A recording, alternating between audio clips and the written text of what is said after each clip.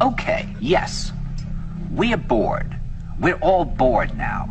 But has it ever occurred to you, Wally, that the process that creates this boredom that we see in the world now may very well be a self-perpetuating, unconscious form of brainwashing created by a world totalitarian government based on money, and that all of this is much more dangerous than one thinks, and it's not just a question of individual survival, Wally, but that somebody who's bored is asleep, and somebody who's asleep will not say no? See, I keep meeting these people. I mean, just a few days ago, I met this man whom I greatly admire. He's a Swedish physicist, Gustav Bjornstrand, and he told me that he no longer watches television, he doesn't read newspapers, and he doesn't read magazines. He's completely cut them out of his life because he really does feel that we're living in some kind of Orwellian nightmare now, and that everything that you hear now contributes to turning you into a robot. And when I was at Findhorn, I met this extraordinary English tree expert who had devoted his life to saving trees. Just got back from Washington, lobbying to save the redwoods. He's 84 years old, and he always travels with a backpack because he never knows where he's going to be tomorrow. And when I met him at Findhorn, he said to me, "Where are you from?" And I said, "New York." He said, "New York, yes, that's a very interesting place. Do you know a lot of New Yorkers who keep talking about the fact that they want to leave but never do?" And I said, "Oh, yes." And he said, "Why do you think they don't leave?" I gave him different banal theories. He said, "Oh, I don't think it's that way at all."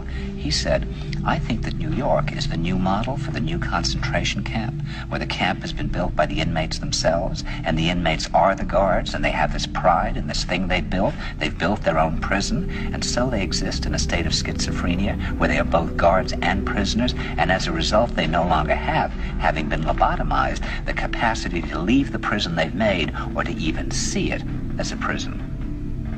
And then he went into his pocket and he took out a seed for a tree and he said, "This is a pine tree." He put it in my hand and he said, "Escape before it's too late." See, actually for 2 or 3 years now, Chiquita and I have had this very unpleasant feeling that we really should get out.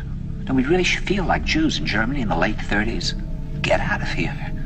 Of course, the problem is where to go, because it seems quite obvious that the whole world is going in the same direction. See, I think it's quite possible that the 1960s represented the last burst of the human being before he was extinguished, and that this is the beginning of the rest of the future now, that from now on there'll simply be all these robots walking around, feeling nothing, thinking nothing, and there'll be nobody left almost to remind them that there once was a species called a human being, with feelings and thoughts, and that history and memory are right now being erased, and soon nobody will really remember that life existed on the planet.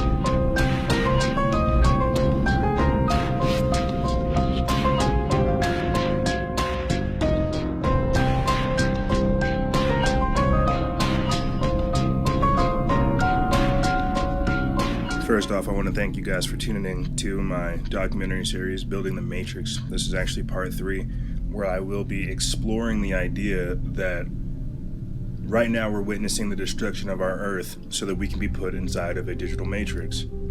With things such as fracking, chemtrails, GMOs, whatever else it is that is destroying this Earth and planet that we inhabit, it's now being in question. And the subsequent result of all this is to turn us into batteries for this beast system. That is the ultimate end goal. That's why now we're starting to see things such as all kinds of wars happening all over the place, but we're seeing such great advancements in technology. The idea behind it is to try to, like I said, destroy the exterior world so that we willingly go inside. So whenever I'm saying that we're building the matrix, I want everybody to know that we already have the infrastructure there. There are already things that we're actively engaged in that we have to try to fight against, i.e. the Ministry of Truth, the Tavistock Institute, the propaganda machine known as mainstream media, and even things such as this, the voice of God weapons. It's a frequency or a harmonics-based style weapon. It's a Gwen tower, essentially, a tower emergency system that can be transformed and used to broadcast signals to cause painful effects on the people.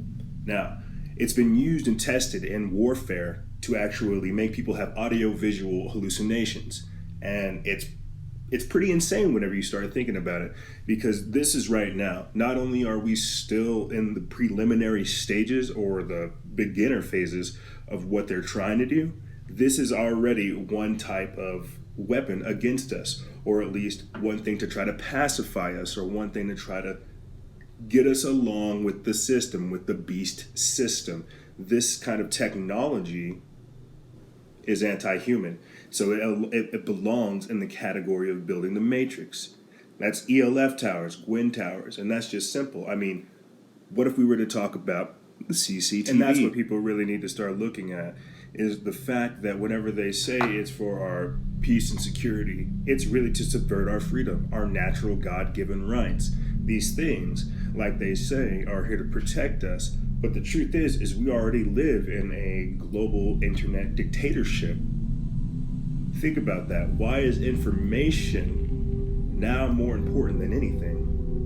Why are people so afraid of being blackmailed? Because we're now having all eyes on us 24/7, unilateral surveillance.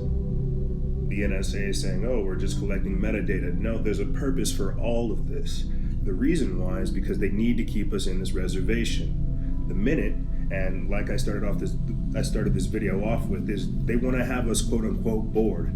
So we are actively engaged in everything else that explains us but does not grow us. They want to put us in this artificial system that continually keeps us stimulated to where all we are is just bored. And that's the paradox in the statement. They're trying to offer us some kind of fake freedom in this beast system.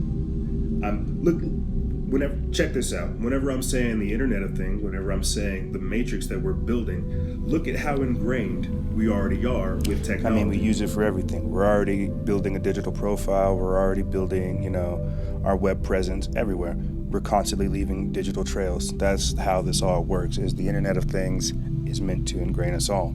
We're immersed in Wi-Fi, we're immersed in Bluetooth, we're constantly engaged in waves. I mean, microwaves, it doesn't matter. This is the truth. This is where we are. We are surrounded by all of these different things that just don't really, that do and do not define us. It's strange, because in this consumerist world that we've created for ourselves, using all of these devices have put us into a kind of algorithm system to where we're all just, and this is where it gets confusing for me, because we're numbers at this point. We're batteries to these people. So whenever I'm saying that we're building the matrix, I'm trying to get across the fact that in this prison that they're building, that's why we have things such as the Cybersecurity Act and them trying to do all the censorship, because they understand the power that it could provide for people. This simply being able to get this message out is a testament to the good that it can do. However, look at what it's doing in the mainstream media. Look at what it's doing to typical broadcasting agencies, et cetera, et cetera. They're trying to hinder the growth of the human being. So by doing this, they have to, as this person said at the start of the video, we have to create our own prison to where we feel like it's enjoyable. So whenever people were told to register their drones through the FAA, essentially being eyes for the government, that's immediately what I thought. We were playfully creating this prison of ours. We were being the eyes that they needed. We were being their own willing participants in this prison, this matrix, this thing that we're building. We're becoming guards, and that's what's wild, because in this digital age, everything, as we keep hearing, is surveilled, and they're trying to put a regulation on that. This picture, it actually comes from the Drudge Report back in December 18th. It's over the article of a bionic eye. And I wanted to go over the idea that we are now starting to enter the age where we are augmenting what it means to be human. This is the transhumanist age, okay, age plus. And if you've checked out any of my other work, you can see why building the matrix and the transhumanist aspect go hand in hand together. As I keep telling you, these are proponents of the New World Order. What they are trying to do essentially is have unilateral control, both mind, body, and soul of a human being. So the idea of creating a bionic eye, a cybernetic eye, is something that has its own internal system. This own internal technology that operates off of biology. This is a reality, okay? This is no longer science fiction. The idea that we can have cybernetic implants or, bionic implants, or the fact that we can even have the idea of augmented human beings is becoming a reality. Check this out.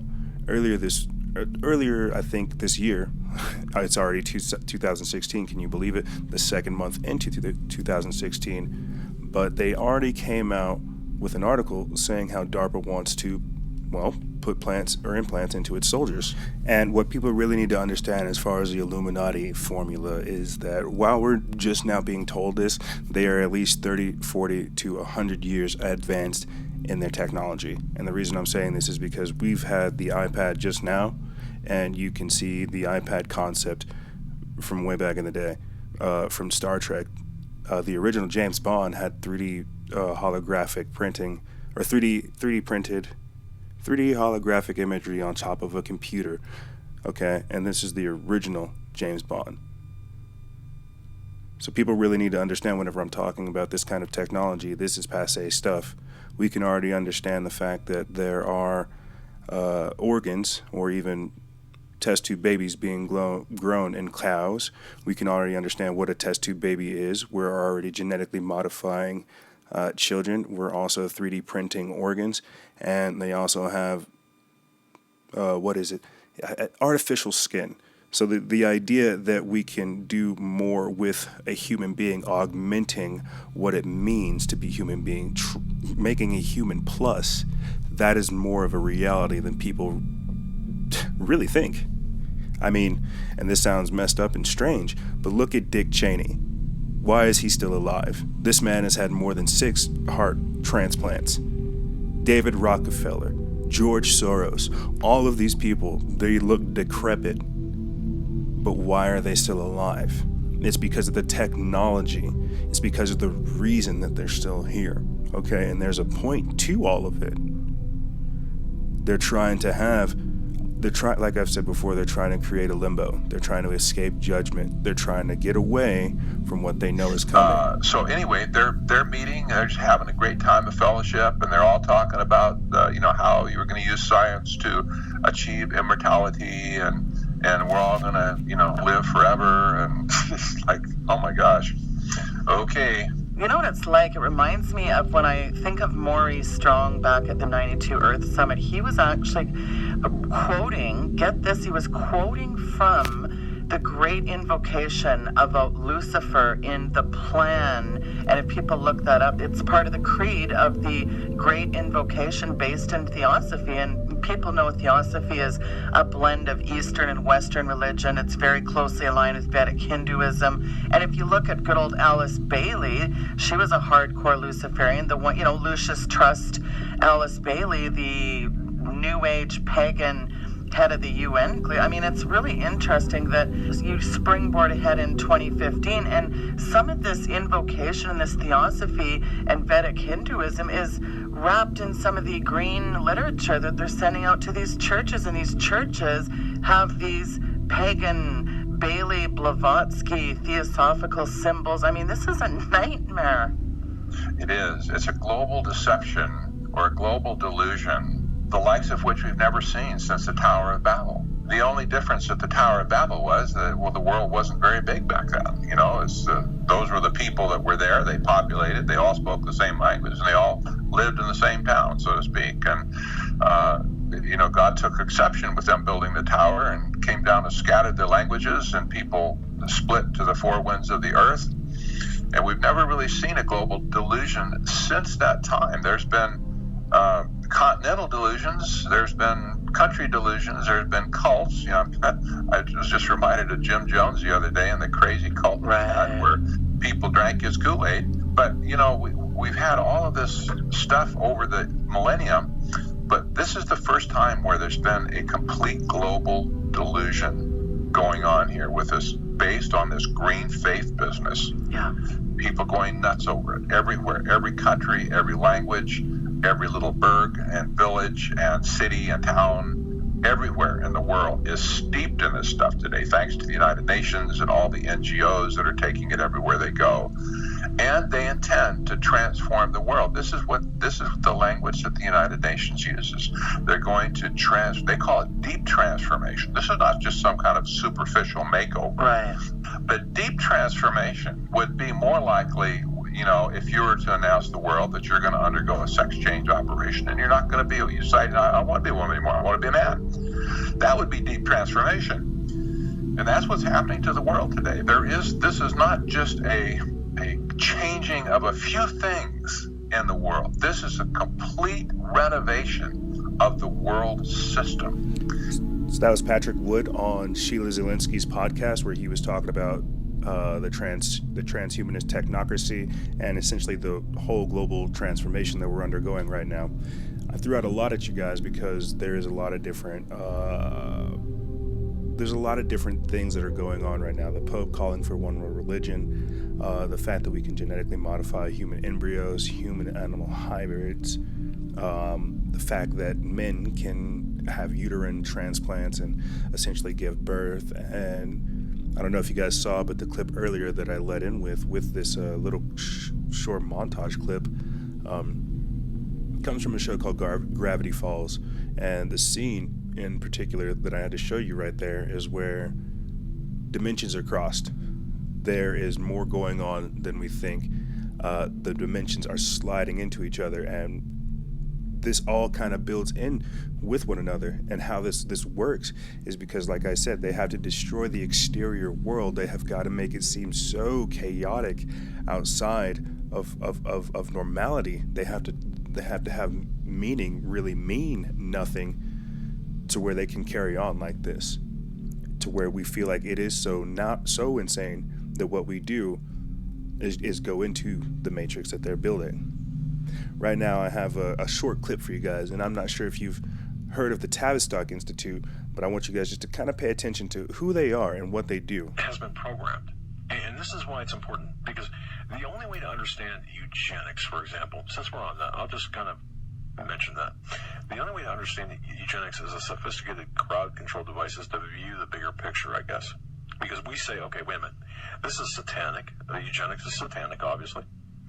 The Planned Parenthood is involved in eugenics. And eugenics is really it's a sophisticated crowd control device.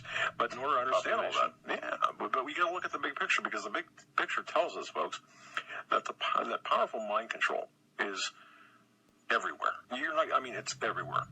All right. This is not something that's passive on the part of the programmers and the people in power. Eugenics is it's a major mind control device, I suppose, as well.